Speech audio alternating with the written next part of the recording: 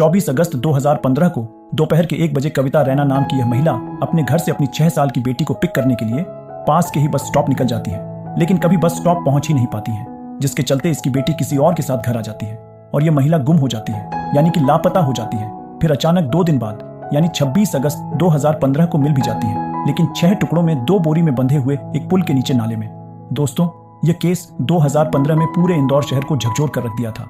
इस केस की गंभीरता को देखते हुए पुलिस प्रशासन ने इसे सुलझाने के लिए पूरी ताकत झोंक दी। शहर में यह घोषणा की गई कि जब तक यह मामला सुलझ नहीं जाता या इससे भी बड़ा कोई क्राइम सामने नहीं आता, तब तक पुलिस का पूरा ध्यान इसी पर रहेगा। इस मामले में पुलिस ने बड़े अधिकारियों से लेकर छोटे कर्मचारियों तक की कई टीमें गठित की ताकि इसे जल्द से जल्द सुलझाया जा सके। इंसाफ की मांग करते हुए लोगों ने कई दिनों तक धरना प्रदर्शन किए, यहाँ तक कि सड़कों पर उतरकर विरोध किया। इस केस को सुलझाने के लिए पुलिस को दिन रात मेहनत करनी पड़ी। आखिरकार कई महीनों की इन्वेस्टिगेशन के बाद एक व्यक्ति को गिरफ्तार किया गया और इसे देश की सबसे बेहतरीन इन्वेस्टिगेशंस में से एक माना गया। लेकिन अंतिम तक आते आते इसको वर्स्ट इन्वेस्टिगेशन भी कहा जाने लगा, क्योंकि 2015 से 2018 तक कोर्ट में चले इस केस में पर्याप्त सबूतों की कमी के कारण अदालत ने आरोपी को रिहा कर दिया। तो फिर क्या है इसके पीछे की पूरी कहानी, जानेंगे आज की इस वीडियो में विस्तार से।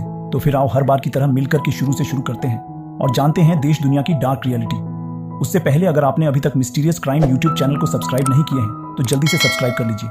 इस कहानी की शुरुआत होती है मध्य प्रदेश के इंदौर शहर में स्थित मित्रबंधु नगर नाम का एक इलाका से, जहां रैना परिवार रहता था। इस परिवार में कुल 5 सदस्य थे। घर के मुख्य सदस्य का नाम संजय रैना, उनकी पत्नी का नाम कविता रैना, उनका एक 9 साल का बेटा जिसका नाम ध्रुव रैना और एक 6 साल की बेटी जिसका नाम यशस्वी रैना था। साथ ही संजय रैना की माताजी यानी कि कविता की सास कांता देवी भी उनके साथ ही रहा करती थी। संजय रैना एक फार्मास्यूटिकल कंपनी में सेल्स एग्जीक्यूटिव के पद पर कार्यरत थे। उनकी पत्नी कविता और उनकी माताजी कांता देवी गृहिणी थी। संजय और कविता के दोनों बच्चे स्कूल जाया करते थे। बेटी यशस्वी अभी छोटी थी, इसका हाल ही में एडमिशन कराया गया था। यशस्वी रोज सुबह 7:30 बजे स्कूल जाती और दोपहर 1:30 बजे के आसपास घर वापस आ जाती, इसलिए कविता का रोज का एक तय रूटीन था। हर सुबह 7:30 बजे वह अपनी 6 साल की बेटी यशस्वी को स्कूटी पर बैठाकर घर के पास स्थित बस स्टॉप तक छोड़ने जाती थी। यशस्वी वहां से स्कूल बस में बैठकर स्कूल जाती थी। दोपहर के 1:30 बजे कविता स्कूटी लेकर उसी बस स्टॉप पर अपनी बेटी को लेने जाती थी। चूंकि बस स्टॉप घर से बहुत नजदीक था, कविता अक्सर अपना मोबाइल घर पर ही छोड़कर निकल जाती थी। 24 अगस्त 2015 का दिन था। रोज की तरह कविता अपनी बेटी को बस स्टॉप से लेने के लिए तैयार हो रही थी। लगभग 1 बजे वह स्कूटी लेकर घर से निकलती है। उस दिन भी कविता ने अपना मोबाइल घर पर ही छोड़ दिया था। बस स्टॉप जाते समय उन्होंने सोचा कि पहले पास के इमली चौक स्थित एक बुटीक से अपने कपड़े ले आती है और फिर लौटते समय बेटी को बस स्टॉप से लेकर घर चली जाऊंगी। कविता बुटीक पर चली गई, लेकिन इस दौरान 1:30 बज गए और उनकी बेटी स्कूल बस से उतरकर बस स्टॉप पर खड़ी हो गई। वहां पास की एक महिला जो अपने बच्चों को लेने आई थी, कविता की बेटी को अकेला खड़ा देखती है। वह बेटी को अपने साथ ले जाकर कविता के घर छोड़ देती है। घर पहुंचकर वह महिला कविता की सास कांता देवी को बताती है कि उनकी पोती बस स्टॉप पर अकेली खड़ी थी, इसलिए वह उसे घर ले आई। कांता देवी को लगा कि कविता बुटीक से कपड़े लेने में व्यस्त हो गई होगी और थोड़ी देर में घर लौट आएगी। इसी बीच संजय रैना, जो रोज दोपहर में लंच के लिए घर आते थे, घर पहुंचते हैं। जब उन्हें कविता घर पर नहीं दिखती तो वह अपनी माँ से कविता के बारे में पूछते हैं। संजय रैना की माँ उन्हें पूरी बात बता देती है, लेकिन संजय को भी लगता है कि कविता शायद बुटीक में ज्यादा समय लगा रही होगी या किसी दोस्त के पास रुक गई होगी। वह मानते हैं कि थोड़ी देर में कविता वापस आ जाएगी। हालांकि समय बीतता गया, 1 घंटा फिर 2 घंटे, लेकिन कविता घर नहीं लौटी। अब संजय और उनकी माँ दोनों चिंतित हो गए। संजय ने कविता के सभी दोस्तों और रिश्तेदारों को फोन करके पूछा कि क्या वह उनके पास गई है, लेकिन सभी ने इससे इनकार कर दिया। धीरे धीरे शाम के 6 बज गए और संजय की चिंता बढ़ती गई। आखिरकार संजय पास के पुलिस स्टेशन गए और पुलिस को पूरी घटना की जानकारी दी। शुरू में पुलिस ने इस बात को हल्के में लेते हुए कहा कि कविता शायद कहीं बाहर गई होंगी और जल्दी लौट आएगी, लेकिन संजय ने जोर देकर कहा कि कविता कभी बिना बताए इतनी देर तक बाहर नहीं रहती। उन्होंने बताया कि उन्होंने सभी रिश्तेदारों और दोस्तों से संपर्क कर लिया है, लेकिन कोई भी कविता के बारे में नहीं जानता। संजय के आग्रह करने पर पुलिस ने मिसिंग रिपोर्ट दर्ज कर ली। हालांकि पुलिस ने इसे गंभीरता से नहीं लिया, क्योंकि अक्सर गुमशुदगी की रिपोर्ट दर्ज होने के बाद 24 घंटे तक पुलिस सक्रियता नहीं दिखाती। यह पुलिस की लापरवाही को उजागर करता है, जो ऐसे मामलों में शुरुआती कार्रवाई में देरी का कारण बनती है। संजय मिसिंग रिपोर्ट दर्ज कराने के बाद घर लौट आते हैं और अपने रिश्तेदारों के साथ मिलकर कविता को ढूंढने में जुट जाते हैं। समय बीतते बीतते रात के 10 बज जाते हैं। तभी संजय के पास पुलिस स्टेशन से एक फोन कॉल आता है। फोन पर उन्हें बताया जाता है कि तुरंत गवर्नमेंट हॉस्पिटल पहुंचे, क्योंकि वहां एक महिला की जली हुई डेड बॉडी मिली है, जिसकी पहचान उन्हें करनी है। यह सुनकर संजय घबरा जाते हैं और अपने रिश्तेदारों के साथ अस्पताल की ओर दौड़ पड़ते हैं। अस्पताल पहुंचने पर संजय को महिला की जली हुई डेड बॉडी दिखाई जाती है। शरीर इतना बुरी तरह से जल चुका था कि पहचानना मुश्किल हो रहा था। संजय उस डेड बॉडी का हाथ ध्यान से देखते हैं, क्योंकि कविता के हाथ पर ओम का टैटू था। डेड बॉडी के हाथ पर भी टैटू था, लेकिन जलने की वजह से यह साफ दिखाई नहीं दे रहा था। हालांकि बाकी सब चीजें देखकर संजय को लगने लगा कि यह डेड बॉडी कविता की ही है। संजय पुलिस को बताते हैं कि उन्हें यकीन है कि यह उनकी पत्नी की ही डेड बॉडी है। यह सुनकर परिवार के सभी लोग गहरे सदमे में आ जाते हैं और अस्पताल में फूट फूट कर रोने लगते हैं। पुलिस परिवार को समझाते हुए कहती है कि डेड बॉडी का पोस्टमार्टम किया जाएगा और जरूरी कागजी कार्रवाई पूरी होने के बाद अगली सुबह बॉडी उनके हवाले की जाएगी। पुलिस यह भी बताती है कि उसके बाद मामले की पूरी जांच शुरू होगी। संजय और उसके परिवार वाले घर लौट आते हैं, जहां पूरे घर में मातम छा जाता है। अगले दिन सुबह सुबह वे डेड बॉडी लेने के लिए पुलिस स्टेशन जाते हैं। पुलिस द्वारा शव के साथ बरामद सामान संजय को सौंपा जाता है, जिसमें मंगलसूत्र, चूड़ियां और कंगन शामिल होते हैं। लेकिन उन चीजों को देखते ही संजय चौंक उठता है और पुलिस से कहता है, यह सामान मेरी पत्नी का नहीं हो सकता। पुलिस जवाब देती है, यह सामान हमें इसी डेड बॉडी के पास मिला है। इस पर संजय को शक होता है और वह कहता है, अगर सामान मेरा नहीं है तो इसका मतलब यह शव भी मेरी पत्नी का नहीं है। पुलिस संजय को फिर से शव की पहचान के लिए ले जाती है। इस बार संजय बहुत ध्यान से शव का निरीक्षण करता है और अपनी पत्नी के टैटू को याद करता है जो उसके दाहिने हाथ पर था, लेकिन इस शव पर टैटू बाएं हाथ पर मौजूद था। संजय को यकीन हो जाता है कि यह डेड बॉडी उसकी पत्नी की नहीं है। राहत की सांस लेते हुए वह पुलिस को सूचित करता है कि शव किसी और महिला का है। पुलिस उसकी बात मानती है और संजय व उसके परिवार को घर जाने देती है। अगले दिन 25 अगस्त 2015 को संजय अपनी पत्नी की गुमशुदगी के पोस्टर छपवाने का काम शुरू करता है। इन पोस्टरों में उसकी पत्नी की तस्वीर के साथ 25,000 रुपये का इनाम घोषित किया जाता है। संजय उन्हें जगह जगह लगाने के लिए तैयार करता है ताकि वह अपनी पत्नी को खोज सके। संजय ने घोषणा की थी कि जो भी उसकी पत्नी कविता को ढूंढने में मदद करेगा या उसके बारे में कोई जानकारी देगा, उसे 25,000 रुपये का इनाम दिया जाएगा। उसने जितने भी पोस्टर छपवाए थे उन्हें आसपास के इलाकों में जगह जगह चिपका दिया गया। पोस्टर ऑटो रिक्शा के पीछे, रेलवे स्टेशन के पास और सार्वजनिक स्थानों पर लगाए गए। साथ ही पुलिस को भी ये पोस्टर सौंप दिए गए और उन्होंने भी इन्हें सर्कुलेट किया। संजय के रिश्तेदारों ने फेसबुक, व्हाट्सएप और अन्य सोशल मीडिया प्लेटफॉर्म्स पर इन पोस्टर्स को वायरल कर दिया। हर जगह यह संदेश फैलाया गया कि अगर कोई भी कविता को देखे तो तुरंत जानकारी दे। इस तरह 25 अगस्त 2015 का पूरा दिन बीत गया। अगले दिन 26 अगस्त 2015 की सुबह करीब 11 बजे कविता के घर के पास बहने वाले नाले के पुल के नीचे कुछ स्थानीय लोगों ने 2 बड़ी बोरियां देखी। बोरियों के ऊपर मक्खियां भिन-भिना रही थीं, जिससे उन्हें कुछ संदिग्ध लगा। उन्होंने तुरंत इसकी सूचना पुलिस को दी। पुलिस मौके पर पहुंची और बोरियां खोली। अंदर से एक महिला के कटे हुए शरीर के अंग बरामद हुए। महिला का सिर, हाथ और पैर अलग अलग कर बोरियों में भरकर वहां फेंका गया था। यह दृश्य बेहद भयावह था। पुलिस ने शव के अंगों को इकट्ठा कर नजदीकी पोस्टमार्टम हाउस में भिजवा दिया। इसके बाद पुलिस ने तुरंत संजय रैना को कॉल किया और उसे सूचित किया कि उसके घर के पास पुल के नीचे से महिला के कुछ शरीर के अंग मिले हैं।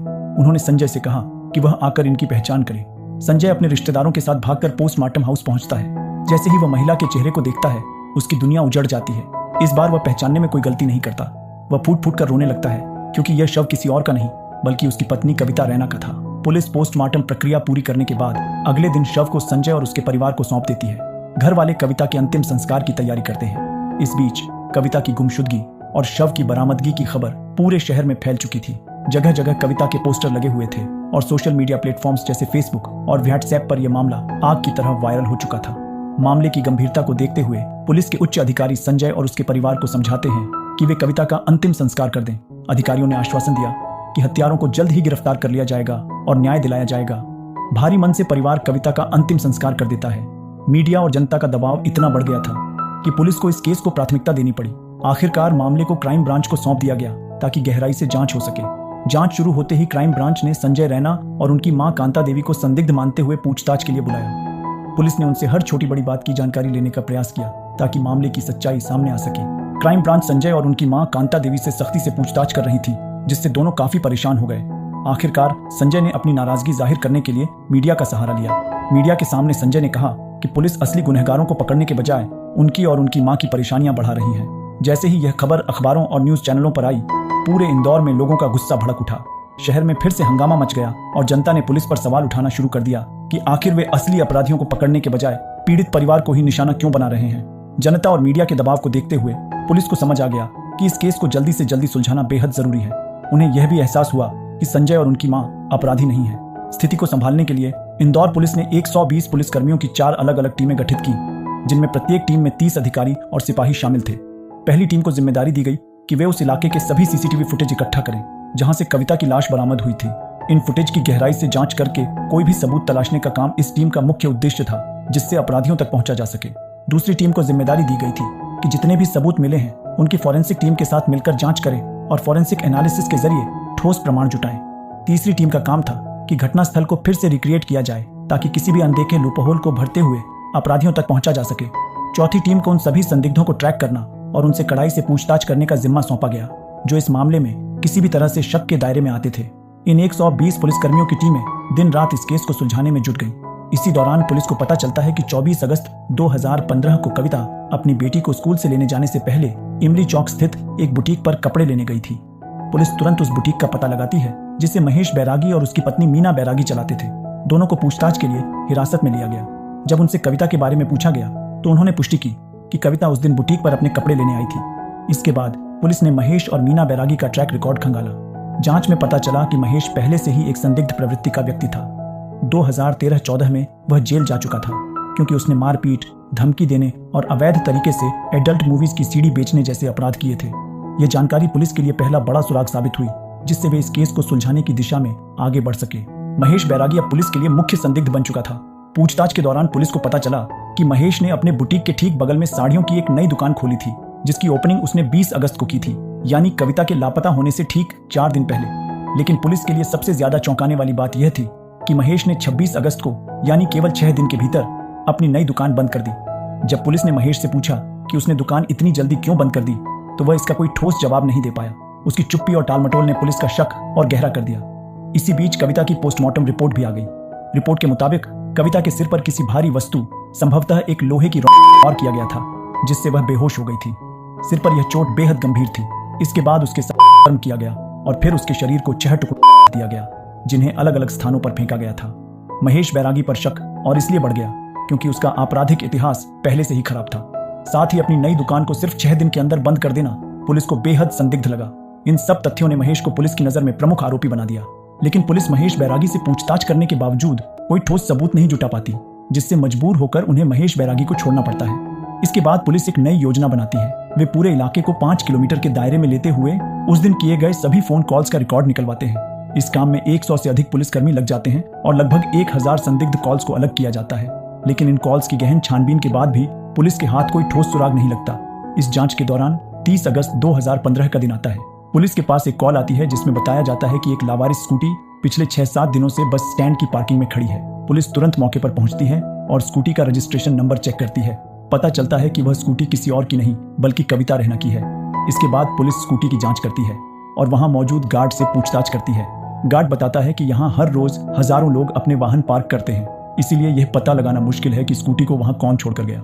जब पुलिस गार्ड को महेश बैरागी की तस्वीर दिखाती है और पूछती है कि क्या यह वही व्यक्ति है जिसने स्कूटी पार्क की थी, तो गार्ड उसे तुरंत पहचान लेता है। पुलिस को पहले यह बात अजीब लगती है कि गार्ड ने हजारों लोगों में से महेश को कैसे याद रखा। जब वे उससे पूछते हैं तो गार्ड बताता है कि जिस दिन महेश बैरागी स्कूटी पार्क करने आया था तो गार्ड से कहा था कि हैंडल लॉक न लगाए ताकि स्कूटी को आसानी से इधर उधर किया जा सके। लेकिन इस बात पर महेश और गार्ड के बीच बहस हो गई थी क्योंकि महेश ने अपनी स्कूटी का हैंडल लॉक कर दिया था और फिर वहां से चला गया था। इस घटना के कारण गार्ड को महेश अच्छी तरह याद रह गया। गार्ड ने यह भी साफ साफ पुष्टि की कि महेश ही वह व्यक्ति था जिसने कविता की स्कूटी पार्क की थी। यह जानकारी पुलिस के लिए काफी महत्वपूर्ण साबित हुई। महेश बैरागी फिर से पुलिस के शक के घेरे में आ गया। पुलिस ने उसे दोबारा गिरफ्तार किया और इस बार उससे सख्ती से पूछताछ की, लेकिन बावजूद इसके पुलिस को कोई ठोस सबूत या कबूलनामा नहीं मिल पाया। गार्ड की गवाही के अलावा पुलिस के पास और कोई प्रमाण नहीं था कि महेश ने स्कूटी पार्क की थी। उस इलाके में कोई सीसीटीवी कैमरा नहीं था जिससे पुलिस को यह तो पता था कि महेश बैरागी ने वहां स्कूटी खड़ी की थी, लेकिन इस बात को कोर्ट में साबित करने के लिए उनके पास कोई ठोस सबूत नहीं था। पुलिस को महेश पर शक जरूर था, लेकिन बिना सबूत के उसे छोड़ना पड़ा। इसके बाद पुलिस ने सबूत जुटाने के लिए इलाके में व्यापक जांच शुरू कर दी। पुलिस ने वहां के सब्जी वालों, दूध बेचने वालों, पेट्रोल पंप के कर्मचारियों सहित कुल 177 लोगों से पूछताछ की, इस उम्मीद में कि कहीं से कोई सुराग मिल जाए। इसके अलावा पुलिस ने उस सड़क पर लगे सीसीटीवी कैमरों की फुटेज खंगाली जहां से महेश और कविता का गुजरना संभव था। फुटेज में महेश कई बार दिखा और कविता भी दिखाई दी, लेकिन दोनों एक साथ कभी नजर नहीं आए। इसका मतलब था कि महेश को अपराधी साबित करने के लिए पुलिस के पास ठोस सबूत नहीं था। हालांकि पुलिस ने महेश को छोड़ दिया, लेकिन उसका मोबाइल लोकेशन ट्रैक करना शुरू कर दिया। ट्रैकिंग से पुलिस को पता चला कि महेश अक्सर एक फ्लैट पर जाता था और कविता की हत्या से पहले भी वह उसी फ्लैट पर गया था। महेश बैरागी की मोबाइल लोकेशन पहले भी उस फ्लैट के पास पाई गई थी। बिना समय गंवाए पुलिस ने उस फ्लैट पर छापा मारा। वहां पहुंचने पर पता चला कि यह फ्लैट टीमक चंद्र देवरा नामक व्यक्ति का है, जो महेश बैरागी का करीबी दोस्त है। फ्लैट की तलाशी के दौरान पुलिस को महत्वपूर्ण सबूत मिले। फॉरेंसिक टीम को बुलाकर जांच कराई गई, जिसमें फ्लैट से खून के नमूने, एक चाकू और एक लोहे की रोड बरामद हुई। इस रायंट पर भी खून के निशान थे। इसके अलावा फ्लैट में कुछ जले हुए कपड़े भी पाए गए। इन सबूतों को देखकर पुलिस को यह यकीन हो गया कि महेश ने अपने दोस्त टीमक चंद्र देवरा के साथ मिलकर कविता के साथ जबरदस्ती की, फिर उसकी हत्या कर दी। पुलिस ने इन सबूतों के आधार पर महेश और टीमक चंद्र को हिरासत में लेकर गहन पूछताछ शुरू की। जांच और पूछताछ के बाद करीब 120 दिनों की कड़ी मेहनत के बाद पुलिस ने इस मामले पर प्रेस कॉन्फ्रेंस बुलाई। प्रेस कॉन्फ्रेंस में महेश बैरागी को भी पेश किया गया। इस दौरान पुलिस ने मीडिया के सामने पूरी घटना की कहानी विस्तार से बताई। वह मीडिया को बताती हैं कि 24 अगस्त को कविता रैना दोपहर 1 बजे अपने घर से निकली थी। सबसे पहले वह महेश बैरागी की बुटीक पर अपने कपड़े लेने पहुंची। चूंकि कविता वहां अक्सर जाया करती थी, महेश उस पर गलत नजर रखता था और किसी भी तरह से उसे अपने कब्जे में लेना चाहता था। इसी वजह से महेश ने 20 अगस्त को एक साड़ी की दुकान खोली थी जहां कविता अक्सर जाती थी। 24 तारीख को जब कविता अपने कपड़े लेने गई तो महेश ने उसे कहा कि कपड़े उसके फ्लैट पर रखे हैं और वहीं से लेने होंगे। इसके बाद दोनों अलग अलग फ्लैट पहुंचे जहां उसका दोस्त टीकम चंद्र देवरा भी रहता था। फ्लैट में पहुंचने के बाद महेश ने कविता के साथ जबरदस्ती की और फिर उसे कर दी। के बाद महेश ने शव के टुकड़े किए और उन्हें इमली चौक के पास पुल के नीचे फेंक दिया। हालांकि प्रेस कॉन्फ्रेंस में महेश ने मीडिया से कहा कि उसे फंसाया जा रहा है और पुलिस ने झूठी कहानी गढ़ी है, लेकिन पुलिस ने 120 दिनों की जांच के बाद इन्हीं घटनाओं की पुष्टि की।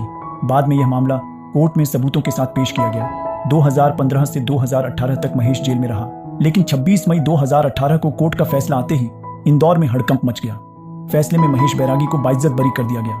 कोर्ट ने कहा कि न तो महेश को कविता के साथ देखा गया था और न ही कोई ठोस सबूत पेश किया गया जिससे यह साबित हो सके कि वह इस हत्याकांड में शामिल था। सबूतों की कमी के आधार पर महेश को रिहा कर दिया गया। इस फैसले के बाद इंदौर के लोग 2 हिस्सों में बंट गए। एक पक्ष का मानना था कि महेश ही असली हत्यारा है, लेकिन सबूतों की कमी के चलते वह बच निकला। वहीं दूसरा पक्ष पुलिस की जांच पर सवाल उठाते हुए कहता है कि जांच सही तरीके से नहीं की गई और महेश को जबरदस्ती अपराधी साबित करने की कोशिश की गई। आज भी इस केस का असली अपराधी कौन है, यह रहस्य बना हुआ है। अब सवाल यह उठता है, क्या महेश ही दोषी था या फिर कोई और इस अपराध के पीछे था? आपकी क्या राय है, कमेंट करके जरूर बताइए। तो ये थी आज की कहानी। मैं बस इतना ही कहूंगा, कभी एक हंसते खेलते परिवार को इस तरह से उजाड़ने की कोई प्लानिंग ना करें। बहुत बहुत दुख होता है जब मैं इस तरह की स्टोरी को कवर करता हूँ। अगर आपको हमारी मेहनत पसंद आई हो तो इस वीडियो को लाइक करते हुए शेयर भी करें। अगर आपने अब तक इस चैनल को सब्सक्राइब नहीं किया है तो जल्दी से चैनल को सब्सक्राइब कर लें। आप सभी का बहुत बहुत धन्यवाद हमारे साथ इस वीडियो को अंत तक देखने के लिए।